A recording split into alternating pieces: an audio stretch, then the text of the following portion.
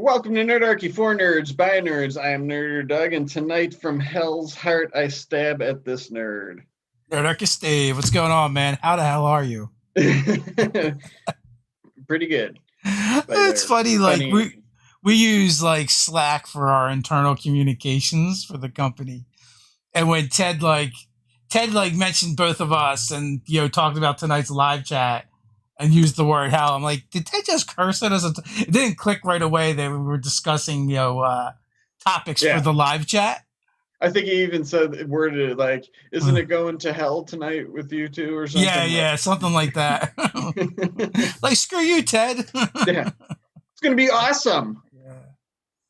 It's going to be so This much was a awesome. topic that you picked to the pair with last week. Did you have any particular, thinking behind that?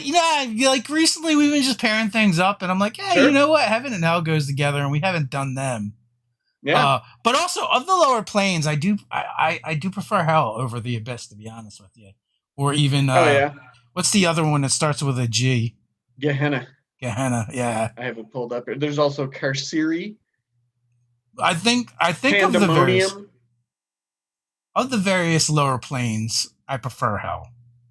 Hell seems more manageable in that at least it's got that lawful thing going on, right? It's There's like structure and some order kind to of it. yeah, yeah, right. There's rules. Like, Yeah. we try and get a skirt around them and break them without getting caught, but at the end of the day, there's still rules. We are still civilized. We're not freaking Maybe, animals. maybe hell is the most relatable in the sense that like, well, even if you find loopholes to take advantage of rules and stuff like that, those are what devils often do. It's like, well, those are the most powerful people, just like in the real world. Yeah, Like when you can use the rules to benefit yourself really. or make the rules. I feel like it's just more relatable too, because we understand corporate America, so so that I envision that's like a lot like what hell is about, right? We we almost did. Big ups to corporate America. Woohoo. Yeah. We almost did a web comic, me and Ryan. Oh yeah. It was something like Works Hell or Working from Hell, something Okay. like that. And Sure. the idea was like very kind of um like the honeymooners, or married with children, but like through the through the eyes of the like low level employees in hell, where it's like with the idea that like a lot of it would probably take place like as they're like punching in to go to work. you Now, are you know talking about like Lemure level or just like a step above that, like imps and stuff? I Because don't like a know that we Lemure would I be, don't know that we put it in this necessarily yeah, D and yeah, I D know. terms, right? But this is Like, D&D. This is D&D ideas, man. I'm it is D&D D&D ideas. ideas, but it was kind of like the idea, like, maybe you're just one of the guys that has to turn the spit when the souls are kind of Sure. tied to Hey, it, or you're a poker, you just got to poke people all day. yeah, you know what? Coming into this chat, I was a little like it was challenging because it's like I'm not really into like hellish stuff and dark Yeah. stuff.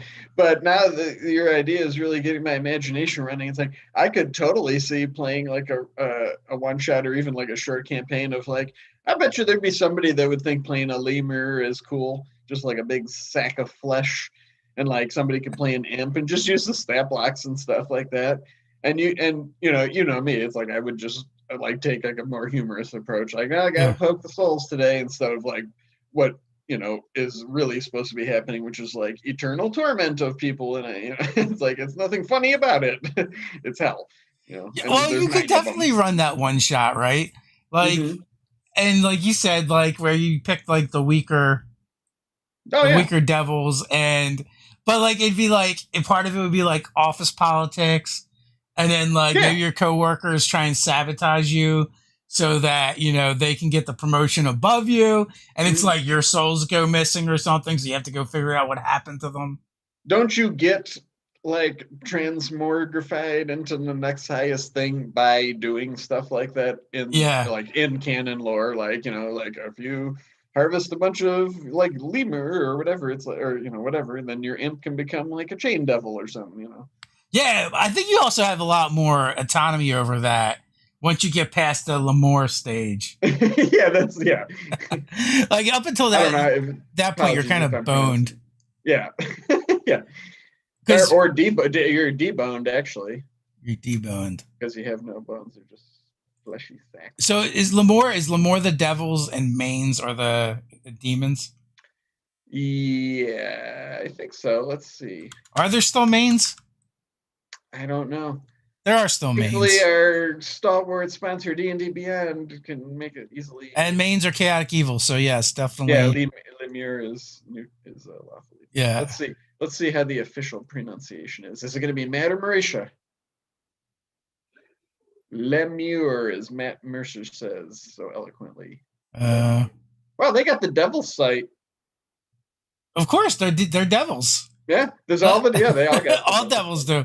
Like it's like that one thing that like makes devils just slightly more scary than any other monster because with impunity they can operate within clouds of darkness.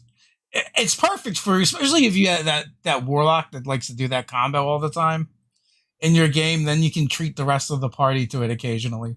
Mm-hmm. And is like as much Ted and I really got into this in off topic last week, but like just that really trying to like immerse yourself in not like get lost in a thing, but just like imagine what it would be like to get there, right? So like even though they're weak, imagine you're a first or tier 1 warlock, you've done your darkness and you're somehow able to summon even like one lemure into this darkness to be your ally. I mean, just how horrifying is that? I mean, it's like a devilish sack of flesh, like that's containing a twisted soul, and like your enemies. I mean, just bumping into that thing, it would just be like, oh my god, it would be gross. At low levels. You know what I mean? Like, it's it's just gross. Like even like bandits or even like goblins or something. It's like that's just nasty to wield hellish powers. It's like that says something about you. Get in the goop. Let's see what other low-level ones. I'm thinking about this one shot. And Neperpipo is just a morbidly obese devil. Imps, of course. Spine devil. I mean, the benefit of being a Lemure though is like you're kind of immortal. So there's that. Yeah, you're super hard to kill. So also, like, and if you wanted to get all nerdarchy about it, the person playing a bearded devil could have a little beardomantic magic, or make them hirsute. Oh, nice template, a hirsute bearded devil. That's pretty nasty. I do like the bearded devil beardomancer. That's like that is a little overkill. Yeah, who thought of that kooky thing? Is that seems like a Monster Manual 2 thing? What, bearded devil? Yeah. Man, I think that was straight up first edition Monster Manual. Really? I'm gonna say it's first edition Monster Manual. Okay, yeah, I'll defer to you. You recall. Anybody in the chat know? Well, the one section of our Ulfgania world is Frosthaven. Yeah. And Frosthaven is in Kretschmer's Belt. Mm-hmm. And we've got these basins that are kind of like they're like Lost Landish or what was it what's the Marvel Lost Land in Antarctica? Savage Land. Savage Lands. Like we have that's pretty easy to pull off in a fantasy world too, because it's not like our world where there's satellites that you've seen all around. Yeah. So there's pockets like that, and it's not so much that like they don't all have this one property, but one of them, Frosthaven, is that during some freak chaos magic stuff, I think is what we decided that part of the plane of hell, got transfixed here on the prime material plane beneath the city. So in the Underdark there, what we call the beneath because copyright and stuff. And along with it, so did a bunch of devils. So the city of Frosthaven is like this hotbed of warlocks, tieflings. For whatever reason, more tieflings are born there than anywhere else in our world. That reason being that, literally hell is beneath the city itself. But, also the city kind of has like they treat it as if it's like natural volcanic activity, and they harness like the heat vents to do stuff and power things with steam. But beneath the city, there's a second city that is is almost designed in mockery of the city above it, where the devils play at being humans, kind of Mhm. structure a society around what the mortals do above. Uh, and also, but also like you can like you know, it's like it's like almost like an open secret that it exists, where like there's a bunch of people that know it exists. There's a bunch of people that just know you just don't go beneath the city. Mhm. But if you're willing to risk it, you can definitely go, beneath the city and gamble. And one of the things you may win or lose, is your soul, right? Yeah. In doing so. Like I Yeah. did a one shot where they were hired to find Jacob Moondark's missing son. Uh-huh. And Jacob Man, you guys Moondark, love those Forgotten Realms kind of names, don't you? You could tell you uh, grew up on is that a that. Forgotten Realms name? I don't I mean, know. just like the like that, those kind of like two words Oh mashed yeah, together. yeah. Maybe it's just like an old school D&D thing, Yeah, well, that's all those novels and stuff. right? I'm So not. Jacob Moondark is a um oh my god, I can't think anymore. Well, his profession is he's a banker, right? Okay. And he is a tiefling, uh, and his son goes missing, and the fans they track they do like an investigation and figure out that he went beneath the city and he's in like the Devil City, Hmm. and tracks down the Moondark Jr. to a particular house where it turns out like the son has entered into a bargain with a Aaron down there in order to become a tiefling, because he never transformed into a tiefling. He stayed human. Hmm. Uh, and so like the players get there and they're trying to decide what to do. And like they look over the contract and they're like, well, this seems to be in order. And so they go and, watch him get transformed into a tiefling and then bring him home to dad.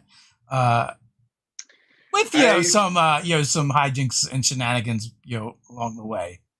I think that narrative is because Robin and I worked a crap ton on Fausthaven and stuff. I still see there's some documents in my drive here from several years ago. Yeah. That just project that never came. But yeah, we had explored all sorts of things. Like there was a like a hellish version of the city beneath it that like they kind of like people sort of Yeah. manipulated the people above by like like that movie Dark City kind of just like by moving I the also people too around. like I kind of like portray them a little bit like 1920 mobsters, Okay.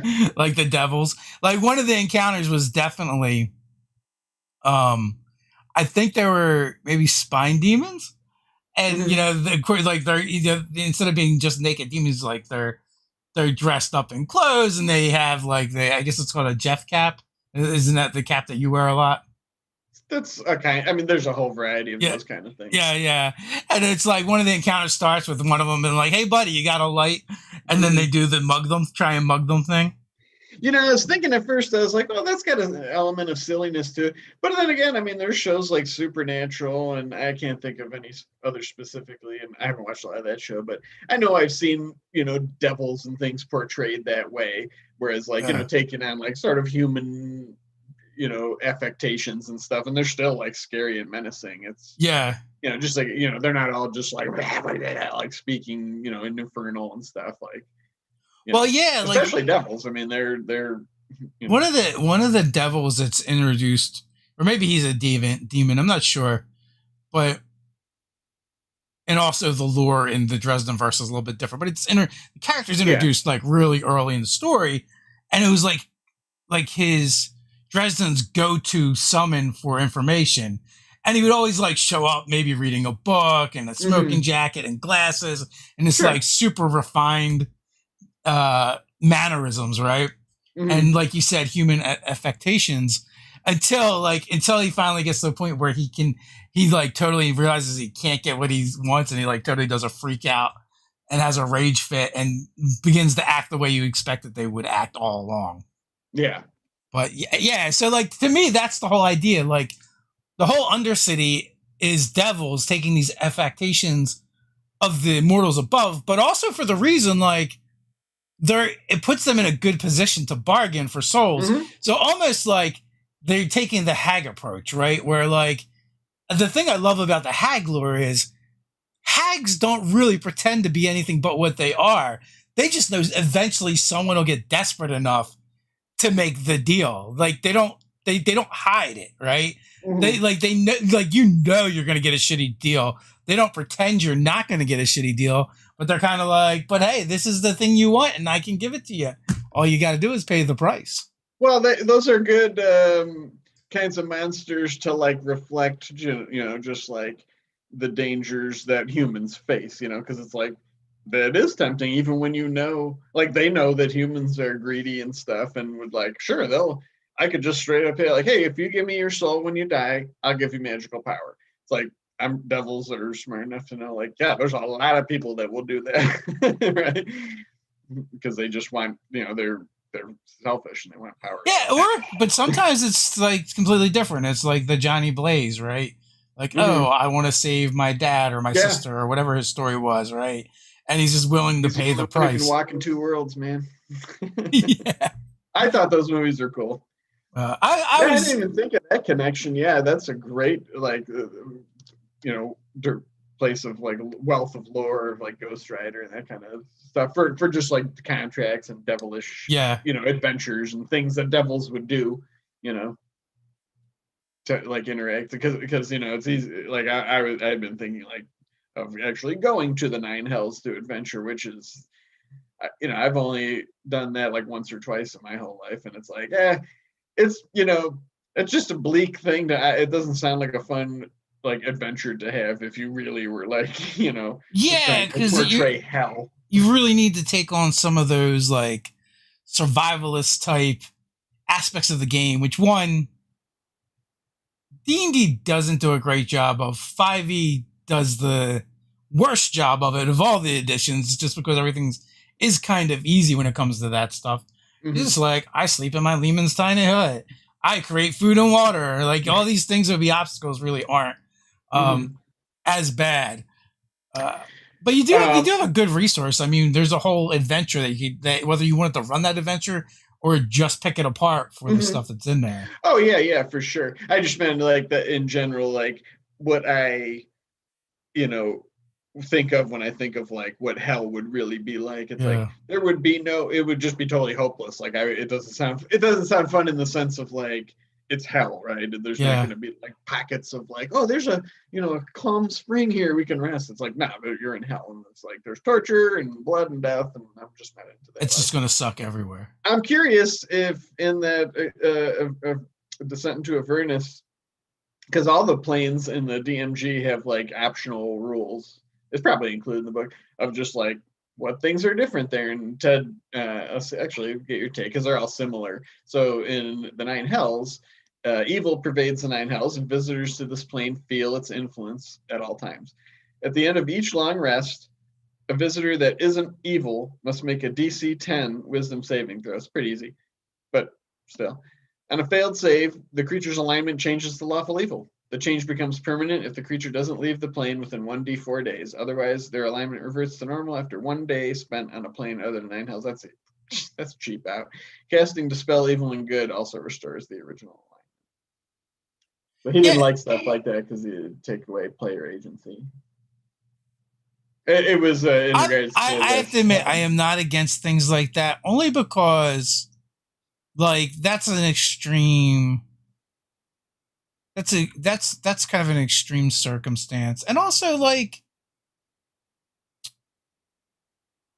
the player still has agency, but like now they're challenged with trying to role play their character through that lens, right, of order and evil, and law and evil, which again, it's a change to the character, but it could be something that they work towards fixing. Yeah. It could, and also like I think it could be like a fun challenge. And And also the party can work on fixing them as well. well, and while you're there, I mean, because it goes away one day after you leave, you could almost see it through the lens of like, it's so pervasive to you just kind of realize like I have to be like this to survive this. Like, Yeah. you know what I mean? Like I'm in hell. And it's like nobody cares about us. Like I just have to be You cutthroat. know what's Like, fun about that? Like, I think it could be a cool moment for the character mm-hmm. and for the player when that happens, and the DM's like, "What's the epiphany that your character just had that made their alignment Oh shift yeah, from that's a whatever it great was to idea. what it is Yeah. now?" Because to me, like, one, like, you need a little bit of build up, right? Like, if the way it just is, if mechanically that's fine, but what does that mean? To me, that means like every time you take a long rest in hell, like your dreams or your rest and your thoughts, well, when you have a time to take a minute, are just being pervaded with all these things that have happened in your life, which is like a slight twist on perspective, right? Mm-hmm. Where like you're like being forced to see that, the way a lawful evil person would see it, the way a Designate of Hell would see. And that's why you make that saving throw at the end to see if it causes a permanent effect. Like did hell just convince you that, the way you lived your life up until this point has been a complete sham? Yeah. And that's a awesome, just like general RPG tip, to keep in mind what you just said. Because I was like, well, when you ask like those kind of direct questions, and this is like appropriate when people are like, how do I get my players to role play? How do I get them to engage stuff? All you're doing is just making people stop and think, like you just said, Yeah. about their character, right? So it's like even if that's never touched on again, it's like it still was said. It's something somebody thought about and like verbalized to the group. So it's like it has an effect. And Yeah. it just it took a couple moments of like of role playing. And I'm sure one of the other players might be like, "Oh man, I'm sorry that happened to you," or like, "That's messed up," or whatever. I mean, they'll say something probably. Well, maybe, or maybe you don't even realize it right away. Like, so the trick is to not just present it as, oh, you rolled badly, right? The trick is like, one is like there should be some build up. Like every time you take a long rest, like maybe every time you take a long rest, you go around to each of the players and be like, hey, what is one memory, one experience that you had, right? And then we kind of dissect it a little bit and have them re-remember it, but tweaked or slightly wrong. Mm-hmm. And then when you finally get to, and you could ask them that, like, because I imagine it's probably gonna take a while to fail that saving throw. It's fairly easy. Yeah, but you Unless never someone, know. I mean, a character with like that didn't have a bonus, it's like got basically a 50% chance, right? Or yeah, what, 55% chance. that you're just going to So get boned. that's still an F. You find Yeah. that test. So, but like if you can try and like start working in the bind, obviously if the very first time it happens someone fails, then you get less of that. But like maybe like if you work with the player and kind of like get them involved in it and have this experience be a little bit more meaningful, I Yeah, think it makes it a little bit easier. And also with the idea and of give it like, some context too. It's not like you yeah, just say, "Well, you're lawful evil now." That somebody may think, "Does that mean I have to like dislike my friends and like try to cheat them and stuff?" Like, no, it just means your outlook's different while you're yeah, there. So that's a good like way to guide, for guidance. Um, yeah, the one time I ever ran anything that I remember specifically, except for being a kid, where we were just like Monty Hall and like looking through the master manual, like let's fight this guy. It's like, okay, yeah, our characters are in hell. We encounter Asmodeus. Let's kick his ass. Um, was in my Spelljammer campaign, they had defeated a creature. I don't want to spoil it in case anybody's in their campaign because it's kind of a cool power. But when it was defeated, it explodes, and one of the effects of that is there's a chance that people are just flung to another plane of existence.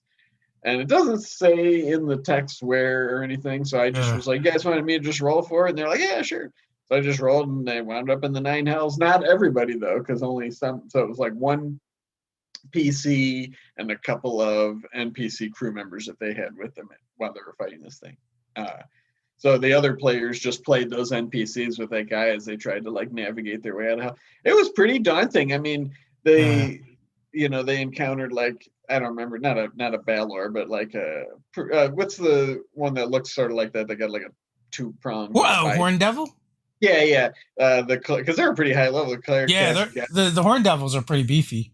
yeah, the cleric cast Gash on it, and he was like really like concerned. He's like, "Is that wrong? Like, against my faith and stuff?" But he was like, "No, because I'm compelling this devil to like do my will for good," and that helped them. And they snuck through Tiamat's lair to get out. Oh no, it was And like the reverse of the D&D cartoon. Like they're sneaking yeah, out. and yeah, I think one of the NPCs died. It was pretty dramatic, and the other character, and then the next week we played with the other characters, and that player played one of their NPC, the other crew members, and that until they got all back together. It was pretty exciting, but yeah, I mean, just that little time, it's like it was bleak. It's like being in house is like binge watching like 3 seasons of The Walking Dead over the weekend. Like, man, Yeah, life just nice. sucks. Like everybody dies, and it's just bleak and desolate. It's almost like you're in hell. Yeah. So Brian is an interesting question. Okay. Ideas for different hells for different entities. Like, what would a Fey hell be like? Yeah, I saw that earlier, and I was thinking about it. I was like, well, it's kind of weird because there is a hell plane. Yeah, So I guess like what would be a torturous existence for a Fae? Probably just like a world that was like all just black and white and no joy or the Shadowfell, right? Isn't that? I mean, that would be hell for a Fae. It's like it's devoid of color and emotion and passion and joy and you know hopefulness. It's just a bleak land that mirrors both those things mirror the prime material plane. Feywild's just like a fantastical color and everything's nice, and then yeah. I Shadowfell's just guess like, what if everything sucked and the sun wasn't out every day? I guess I like to think like certain creatures when you kill them, they kind of just go back to their home planes.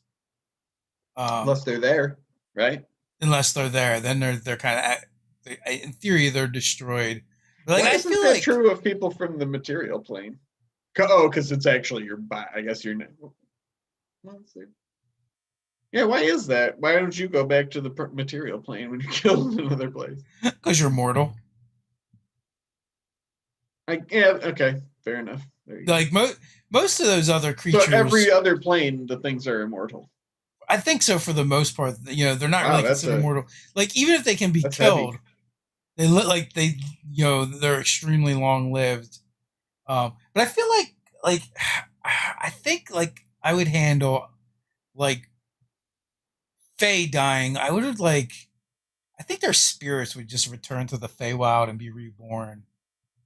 Like Well, that would be a like sad story. I mean, if they were killed, in the Feywild, that would probably be that's probably doesn't happen often, right? And it's probably a mournful event for Fae, yeah. and the Feywild itself. Like, wow, something died here and stuff. Like that's the trees would weep. I feel like the Fae just would get reabsorbed into the Feywild somehow. Yeah, I mean, I guess I like the idea of a dramatic Fey death. It's like that would be pretty Yeah. momentous. It wouldn't happen every day. But that being But said, go I ahead. think I think there is room for like if something so horrific happens, right? That the spirit doesn't return to the Feywild, right? And maybe it Yeah. does go someplace else. Also, to me, it just seems like that's an excuse to make another monster, right? Hmm. That, that like because it couldn't return and it gets warped and twisted into this thing. And then in a lot of ways, like whenever we touch on anything planar, it always just makes me think of so many people ask, like, how do you like incorporate planar stuff into your D&D games? I mean, it just seems easier and easier the more I think about it. So, like we'd said, oh, why don't people go back to the material plane because they're mortal, right? So, say you wanted to play a Feywild game or a Hell game or whatever Hell-based game, just you can make characters just like they are everywhere else, except they are denizens of Hell. So it's like, well, if they get killed there, they're dead. But if they're somewhere else, they go back there. It's that could be interesting. Also, apparently, in Matt Colville's world, like there's just people that live in hell. Oh, yeah, well, it is a plane. Yeah. I think that stuff's cool. I mean, it's what exactly is it like a universe sized thing? I mean, it stands to reason that people will be like, let's build a fortress in hell. I mean, why not?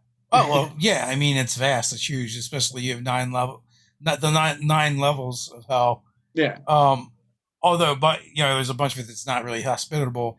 But they do have like pockets of civilization. I think you would find some mortals there, but I would think in really low numbers. But like reading the El Rigger, it just gave me the impression Oh yeah, yeah. that like there's more mortals in like maybe Matt Colville's version of hell than what I the way I think of it. Yeah, than what you would normally think is like the standard canon. Yeah, Yeah. because Sure. like when you like when we looked at the El Rigger, like it has like a little story in the beginning Mhm. of it, and it kept mentioning like the El Rigger was like the champion of hell, like the cities of hell send for this person. So Right. like it makes me think, well, they probably have more than just this person. There's probably other people too that aren't devils, right? Yeah. Well, So those warlocks got to go somewhere. I mean, they're as powerful. They brook with demons and devils and stuff. It's like it stands to reason that power. I mean, they're probably not just like, the shopkeeper probably isn't immortal. Like, yeah, I just opened my pop up bakery here. It's doing yeah, pretty yeah. You ever been to like a home business opportunity meeting? That's good. that's what I envision like that like warlock patrons like Yeah, it's like one of those things where like you get a free vacation if you listen to this pitch and stuff. yeah they all like timeshare salesmen.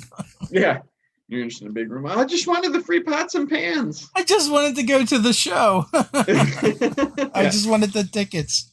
Mhm. Yeah, I mean, there's so many ways. So yeah, I don't. I think it's good to not be afraid of planar travel because of what of course, even things that are extreme like the hells or like the plane of fire or even the plane of water. You think like you just die instantly. It's like, yeah, I mean, you could imagine it that way, sure, but you could also imagine that like, sure, it's just maybe it's really hot in hell or whatever, and you're not just like fried instantly and stuff or whatever. I mean, you can It's do like those. Florida. Big mosquitoes raining on one side of the street, not the other. But it's acid rain. Justin says, "What about saving someone's soul that has been sold to a devil, or again the deck of many imprisonment? Like all those are great. They're great story hooks, right? Like Hmm. you could start the adventure with with a deck of many where cards have been drawn or whatever, and one of the NPCs, their soul has been imprisoned or they've been imprisoned, or you've gained the ire of a devil, and that could be the whole premise of that campaign. Be a fun kickoff. Yeah, so many. I mean, we've kind of touched on this stuff a lot recently in like chats and stuff, but like so much of like campaigns and adventures and running sessions is all about like where you come in, right? So like, yeah, with that, it's just like, oh, you think that'd be a cool campaign, and it's Well, like just go right to like start the campaign of like, okay, as we start, like your hand is on the deck, you're drawing a card, yeah, and like, right. Like so, like you've already got a plan. The bad thing's going to happen, and you're like, well, everyone's going to get a random boon. So you take the deck of many things, you pull out all the bad shit mm-hmm, and things that maybe you just don't want them to have right now, mm-hmm, and then you're like, let them randomly choose from what's left. And it's just like, it's just like if you're playing Theros or Ravenloft, and you start with a dark gift, or you start with one of the mm-hmm. boons, or one of the supernatural gifts, and you take it from there. But then like someone that's involved with the players, Maybe um, somebody else that was in the party, like yeah, an NPC, or like that stuff could come up in sessions here. Maybe it's somebody they're all like, oh yeah, this guy's like our mentor, and he brought us all together, or something, or whatever. yeah, Somebody like that, and then it's like they have a devil on their tail, or they become imprisoned in hell or something, and that'd be awesome. I could totally see that. I would like to participate in something like that. That sounds fun. You have a clear cut thing, and maybe you're not going to go there right away. yeah. And it could be fun. Like you could do like over the top, right? Like that person, like they get the reverse flame strike that happens when the Yeah. devilish face appears and maniacal laughter, and like, Mhm. yeah, your soul now belongs to me, and your suffering will be legendary even amongst the eternity of hell. And then the players are like, okay, what just happened?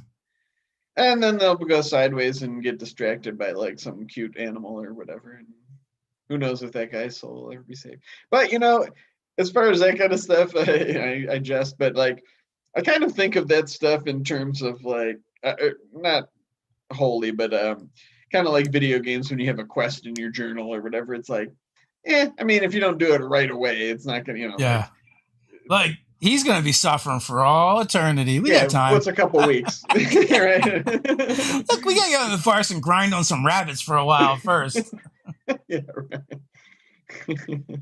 as the case um, may be. yeah. What did you guys do for heaven last week? So that Justin was was asking about Elysium. Yeah, that's what we talked a lot about. So the opposite there is it's so wonderful that it was, the daily effect there was a save that you never wanted to leave if you failed your save. And like, even after you left, you would do everything in your power to get back there because it was That's so even awesome. worse. That's worse than have your alignment changed. Yeah, so we were trying to think of like sources of conflict and like what if people went murder hobo there, and we decided that like they're so nice there that even if you just like fireballed like a village of people, they'd be like, oh, that was so good, your fireball was so hot, like, oh, great job, because they're just like totally unharmed. Yeah. So that was a lot of fun. Like I was thinking, like when I saw that question, like what would the conflict be? I'm like, probably the PCs. Yeah, Probably the yeah, that was PCs. that was how we got on that track. We're like, they would bring the conflict there. Yeah. Leave it to the player characters every time.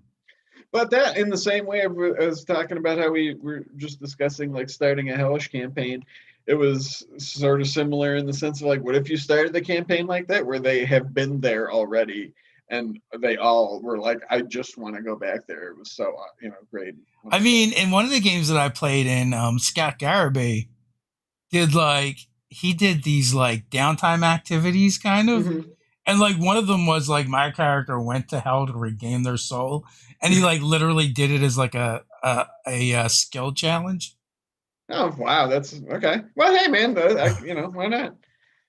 People that do all sorts of crazy stuff. I mean, just to But represent like time. That's kind of funny, like water cooler talk at the adventuring hall, though. Like, oh, what'd you do over the weekend? I went to hell and got my soul yeah, back. yeah. Well, it was like, and also like due to the roles that happened, like there was roles to get petition and get people, and some role playing to get people to go with me, Mm-hmm. to go get my soul back because the character was a warlock, and then some roles to make it happen, and so after the roles were done, and there were two outcomes that I could choose. One was it was unsuccessful, but we made it back barely alive. Mm-hmm. The other was it was successful. You've got your soul. You actually have it in this little soul cage that you can wear around your neck like an amulet. And as long as you have that and you don't take your soul back into you, you still are a warlock and have warlock powers. But because of the roles that weren't good enough, there's a consequence. And one of the consequences is that one of the paladins that went with you does not make it back. Mm. And I was like, It wasn't a PC, was it? No. It was like an NPC. I was like, I totally got my soul back. Ready to hit the Yeah, clubs. and that's just an example of how cool like these games can be too, right? Because like, as much as I appreciate like the rules and playing by them, or just the fact that there is rules for a lot Yeah. of things people gripe about. It's like that's where the fun is, though. I mean, like the years later, you can tell a story. It's just like, just that could have at one person's table been like a multi-session adventure with combat encounters and all that stuff. But it's kind of cool to just do it as like a montage too. I mean, and like I said, there's Yeah. some role playing, and it's like, yeah, you get the gist of what the story was and what would have happened if you zoomed in on any one of those. And also, it's like the idea that's what this character would have done in that year that they had to themselves, not necessarily what the rest of the characters would want to Sure. do. So sometimes it just makes sense. Maybe like that's like a super extreme example but Scott's kind of super extreme at times anyway. Mhm. Which there's its own fun to it. But like Well, the polar opposite of that was like Anthony and Nicole in my game, they couldn't make it a session, and I'm like, well, make up something cool that your characters were doing when mhm. when you weren't here, right? Why weren't they on the adventure? And they were like, it was more so Anthony. Anthony was really like against doing that and reaping any benefits from it. Oh, really? Yeah, like you're somehow cheating, right? And I'm like, dude, give me a good narrative, right? And we'll see. Like, and like from that story, like they ended up with an apparatus of Quash that was like just in the basement. It was Okay. of their patron, this crazy old woman who's lost her husband and sons to adventuring, right? And I was like, hey, if you guys wanted to take that apparatus of Quash and go under the water and have a Scooby Doo style adventure, that we just narrate, I would be totally cool with that. And they're like, no. So instead, they were just trapped in the apparatus of Quash for a couple of days, licking the lichen and mold that was growing on the inside of it, and just got bombed, and thought they had a Scooby Doo adventure. Sidetrack a little bit. Like one of my, bucket list characters that I'd like to play, especially like for a high level thing, is a battle master fighter with an apparatus of Qualish. Because I would rule that you could. I mean, it says make a melee weapon attack with the arms and stuff, and you could use your maneuvers on that. I would love to do that. It'd be like Tank Girl. Oh, dude, I think we totally did a video. We're like, your paladin can smite through this thing, as far as I'm concerned. Yeah, geez, I didn't even think of that. Yeah, your barbarian can rage. He can do his rage damage through it. Man, that sounds like, I don't know if we did a video, but we totally should now, or maybe gonna revisit it because there's so many more class options and things now. Yeah, I mean, it would. I think it would work. It definitely would work for Hex. It would probably work for Hunter's Mark. It's a melee weapon attack. Yeah, it doesn't say like a melee attack. It says a weapon attack. Yeah, and as long as the wordings are, it's a matter of like, does the wording of the attack match the wording of the feature or ability? Yeah, because even sometimes it doesn't even have to be a weapon, right? Because also claws, I think, show up as melee weapon attacks as well. And that's another one of those cases where it's like, look, if you got down to the nuts and bolts of it, it's like you probably couldn't action surge because you're pulling a lever, you're not taking the attack action. But I mean, if I was a DM and it was like that kind of campaign, I'd be like, hell yeah, man, that's awesome. No, you could absolutely action surge, because action surge is merely just giving you another set of actions to do an attack action. No, I don't know. You can do anything with it. It's just a complete action. That's why it's the loophole on casting spells in the same round. Oh yeah, I'm thinking of the haste spell. Oh yeah, the haste spell is just another attack. Yeah. But yeah, I mean, that sounds fun. I mean, look, I'm fine with reflavoring things. If somebody wanted to just imagine they were in a smaller one and like their greatsword was the arms of it. I mean, I don't care. It's like, it's just how you're describing it. Well, is it? I think it's in Tasha's.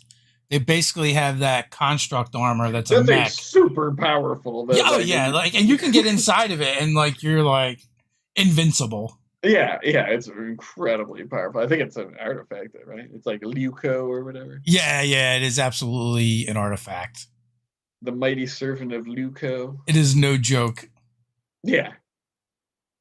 Because I think it came up in a video we shot. It's not up yet. Oh, okay. But we did a video on to actually answer Justin's question though. I'm not just passing the buck, but that did come up of like what kind of conflicts and tension you have, but I don't remember. So you should totally go check out that chat that's on this channel from last week. Yeah, from last week. Yeah, because we did have some cool ideas, but I don't remember what they are. That was a Oh, whole week ago, man. You know how many D&D discussions I've had since then? Hundreds, probably. hundreds. I don't think it's a it's not an artifact, is it? Yeah, the Mighty Servant of Luca. I got it pulled up right. Okay. You know what? It didn't. Oh, you know what? Maybe I was looking at the wrong thing. I was looking. Speaking of magic items, though, and to circle back around to hell, the Descent of Avernus had some pretty interesting stuff, like those battle standards and things. I thought were pretty neat, and just like there were some kind of different kinds of magic items that were very hellish, including soul coins, which I believe was one of the most evil items, magic items you could have. Was that in that video? Yeah, yeah. The soul coins, like they're pretty messed up. Not as evil as the thing that you'd have to be a badass evil son of a bitch to be like, yeah. That's what I Let do. me feed these souls. I want to do a campaign that's like kind of Mad Max ish Oh yeah, in hell. in hell, and just use the servants, or not the servants, use the the vehicles, So would but you not. be trying to get souls instead of Petro? Nah. I would skip that. Like, so I want to do a game called Under the Dome, and it's Oh, just like okay. So yeah, like the gladiator things and do like races and the infernal machines and stuff there. nah. So the premise for Under the Dome is it's the world is ravaged by chaos storms. So like these mystical domes have been put up in these pockets of civilization, and everything runs. So it's kind of like Magitech. Everything's Magitech, and everything runs on grind. And the grind is the substance that they have to go harvest from outside the dome. There's Okay, just stuff that's been infused with chaos magic, and they grind it up. So I'd have the war machines run all of that instead of souls. sure. Oh yeah, I love that kind of wasteland stuff as much as like I said, I don't like just hyper violent stuff, but it's like yeah, there's appeal to that sort of just like post-apocalyptic survivalists, fighting the elements and then whatever irradiated monsters are out there and stuff. Yeah, Yeah, that sounds cool as hell. yeah. So it's kind of maybe it'd be like I don't know, maybe a little bit of Eberronish in the sense that they're like magic I kind of don't. replaces technology. Yeah, but in a different way. I mean, it would be more like or at least in my imagination, it would be like old technology that they just keep working. It's like it's not Yeah. shiny and new. It's just like Oh the yeah, everything processors is are like from like the grungy. time before times. Um, Speaking of campaign ideas, this is far afield from hell, but one the we did the I did the all sorcerer party today, and man, that's a campaign I'd love to plan. And I thought of a cool idea as I was writing the post. I'll throw it to you to see what you think. A group of like if everybody's a sorcerers, you can borrow that idea from Phase Rip and have a shared font of magic pool that everybody could contribute however many points they wanted to, and draw from. Like how you have the shared Oh karma yeah, pool. like almost like the light and dark pool from Star Wars for the Force. Yeah, I guess it would just be sorcery points Yeah, though that yeah. people. Well, so it's funny because like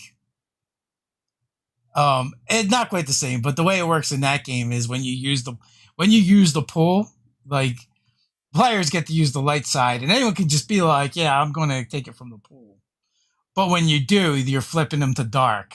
Yeah, well, so I guess it wouldn't be like that at all then, because the DM Yeah. doesn't get any benefit from the No, font no, anyway. no. I was thinking along the lines of like, so like players could just be greedy and be like, because like in that game, it's not by consensus. It's like whoever just decides to use them Yeah, for better or worse. So yeah, you'd have to have the right kind of players, I think. Otherwise, you'd just yeah, be like, "I'm just gonna take it all every time," and then people just would. Well, I guess they would just fizzle out because they'd be like, "Oh, well, then we're not gonna put any in there anymore."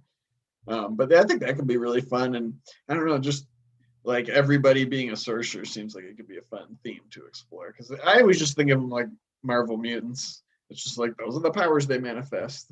yeah. Well, you got a lot of options when it comes to sorcerer too. Yeah, you can have like your psychic guy and your tanky guy and your blaster guy, teleporter. What was the ideal sorcerer party? Oh, I don't do that. I assume that each place is an institution of learning called whatever the subclass Oh, is. okay, And gotcha. Sorceress Origins, it's funny. One of the first ones I did was the Wizards, and this was like a year ago or more. And I put like, oh, another wrinkle you can add to your campaign is that like sorcerers get admitted on a full ride scholarship for free to this school because they can just do magic. And so it's like a college within this kind of school of like the special kids. And it's like because they don't have to go to class and study lore and stuff. Like I don't need to know; they can just They're a do bunch it. of layabouts. Yeah. So like the wizard students resent them and stuff. Is it all the same school? Yeah. No. Or Like they're Bard different colleges? I remember us talking about Primal like we did the bit. Primal Paths is a correspondence school that just teaches you like survive. They send you packets of like Yeah. What was did we? Warlock otherworldly patrons. I think was a charter school because it's like each patron is part of the charter, so they have like their classes. What video did we do the barbarian bit for? Where the Which one? barbarian, it was like a sport. We did like the school thing, but like a sports. It was that one because it was Bard College because that's a real. Oh yeah, Bard College. So there's too many videos to keep track of. That was the very first one we did. Okay, that makes sense. Yeah, and it's fun to think about like when they get their subclasses. So it's like okay, well, all the students would be, or the characters would be at the same, had the same like mentors and stuff. But up till then, because they're all just bards or whatever, and it's like, and then they have to pick which their major is and stuff. So if you were playing on a campaign that was going to hell, what character class do you think you would choose for that? I would go to Dungeon Masters Guild and look up Hell's Enemies character build guide and play that. Perfect. That's what it's designed to do. The ultimate hell adventure to survive and thrive and smite the enemy. I vaguely remember the character build, but I don't remember any of the details. Well, I believe there was some paladin in there for sure. Yeah, you can't go to hell. Yeah, you can't go to hell without being a paladin. Let's see. That is called Hell's Enemy, right? Yeah, Hell's Enemy. Great name. Man, I feel like we did that like forever ago. Let's see. It is a gold dragonborn with a soldier background, and it is a Oath of Vengeance paladin and ranger monster slayer. Nice. And that is from 2019, August 16th. That's what I was wondering. That's what I was really. That was back when we actually followed Adventurers League rules of the time. Oh yeah. Now they just threw it out the window. We're making fairies and grung wrestlers. We've gone to the dark side. Yes. Oh, it's much more fun. I love those CBGs. They're a lot of fun. I kind of had fun though when we were doing the Adventure League ones, just because, like sometimes having the constraints, was an interesting challenge. Sure. So I think I kind of like that. Yeah, well, they changed the rules now too. But I like doing it where it's just all bets are off. It's fun. Anything goes. Those are one of my funnest things that we do, to be honest with you. I don't know. If I'm going to hell, I think I'm taking an Artificer. Yeah? Yeah, I see, like, that wasn't even out at the time. No. It was not. I just like the Artificer classes because it's so versatile. See, now that raises an interesting thing. It's kind of like metagamey in a way, but I think it'd be cool. So, like, if you were like, oh, we're going to play Descent into Avernus, right? Yeah. I think it's perfectly reasonable to, because I know you don't start there and stuff. I think it's perfectly reasonable to like plan out your group to be people that would adventure in hell. Like that would, I mean, maybe not plan out every level. Like I'm going to take this and this and this, but just like to have that mind. Like, I feel like any pre-written adventure you're playing, like I feel like it makes sense to do that. Not necessarily in the optimal way, right? Like the best party to go to hell with, but like the best party that would go to hell, right? Or Oh, I would think both be ways. So I mean, like you said, if you're like, oh yeah, like with this infusion and that and this and that, it works well. yeah, Like, yeah, but I mean, sure, maybe it's metagaming, but it's like it'd be fun too. I mean, to be like, I don't think it's metagamey. I think you're like buying into whatever. Because like, especially like these pre-written adventures, they're like 10 levels, right?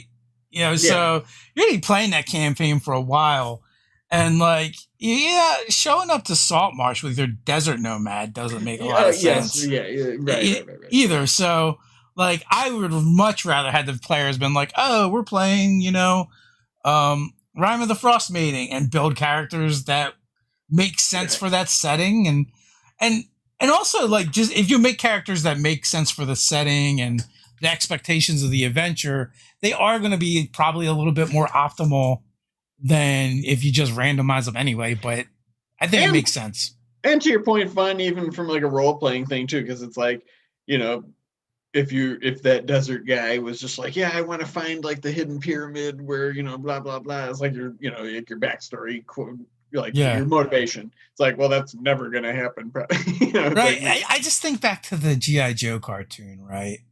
And when they Oh, find tell me more. Shipwreck, right? When And they they find find Shipwreck, and he's like, it's like in a desert, and he's like sailing a ship across the desert, and it makes no fucking sense. So, my most fond memory of ship, or the thing I was thinking first, is when this Cobra was trying to make him lose his mind and like had him wake up in that town where like he had a wife and kids, and then they just ended up yeah. like melting away into gray ooze and stuff because they wanted Did you them see they're doing a Snake Eyes movie. Snake Eyes prequel? Yeah. Oh man, They're yeah. like, they're like, we want to do a Snake Eyes movie, but how do we do it? Because it's going to be rough if you do it with a mute character, right? I didn't see. Is he that mute? Yeah. Well, the one they're doing, he's not, because it's a prequel. Oh, it's like a prequel. So it's going to be before. Well, one of wow. the actors that's that plays Snake Eyes is in Warrior, which I've been watching on HBO Max, which has been really good. So they got 2 seasons. It's really cool. It's like it's when they're building the railroad, and it takes place in San Francisco when all the Chinese immigrants. It turned like, I didn't realize it when I had watched almost the full season before I realized it was actually. I don't know how much it was developed, but it was something that Bruce Lee started developing. Okay. A story that he started developing. So that's cool. So it mixes a lot of like, that pioneer stuff and Wild Wild West stuff and kind of like some mobster stuff plus kung fu flick stuff. So it's like, sounds cool. It's a good mix. Yeah. I'm almost caught up on Westworld, so I have to check that out. I wonder if there's a Hell World. Speaking of hell, because they have some pretty crazy. Like there's a war world, and it took me a minute. I'm like, who are the humans visiting this? And then my dad was like, oh my god, that's terrible. I don't, no spoilers, but yeah. Well, it actually works, because if you're a human visiting it, like nothing bad happens to you. Yeah, but it makes you wonder, like, people. Oh yeah, what kind of shitty person are you? Like, like those places just bring out the worst in humanity. Yeah. People go there to be like sociopaths without consequences. Yeah, pretty disturbing. Yeah, almost a hell of their own making. Like it's actually a pretty good premise for like an RPG, because like you have all these different time periods that you could kind of play with, but then you also have some like sci-fi stuff elements. Mm-hmm. Yeah, because it is like in the far future, or not the far future. But. And then if you have things break, then you can really like start like warping stuff. Yeah, and then you start just questioning reality, because you're like, who is real here, or and like, who's not? Yeah. Yeah. Yeah, no, it's definitely a good show, and I like the idea of a hell world. Mm-hmm. I'm sure there's people that would want to go there and be the devils and stuff. Like, yeah, I just want to roast people over, hellish fires, and until the robots rebel. Well, I don't know. You should check out Westworld. They're not going to rebel. It's just going to be a replacement and will become irrelevant. Yeah, I feel like we're working on it anyway. Oh yeah, I meant that in real life. I mean, I think they are right now trying to decide whether or not they should replace soldiers with robots in the real world, which is kind of scary. You are next. It's like, have you not watched a sci-fi movie ever? This can't end well for That's us. I think that's our human destiny, to be replaced by the artificial life we create that is Yeah. better than us. And then Cybertron can spawn from Earth. Yep. Bam. Dinobots will live. So we are at the 9 o'clock mark. Mm-hmm. It is that time, but we'll be back. Good news, we'll be back tomorrow night. And Nerder Doug here will be in the GM seat, and we are playing Ingest Quest, powered by the Quest RPG, and it's kind of like a Spelljammer-ish game. Yeah, it's space fantasy, except more fantasy than space in that equation. Yeah, science fantasy kind of. Yeah. And I think we've also taken some liberties as well, like with deviating from. The world is procedurally created in real time. Yeah. It is now canon that GIF, for entertainment, they only listen to NPR, the Spelljammer version of NPR. It is so. It is rough. So with that, until next time, folks, stay nerdy.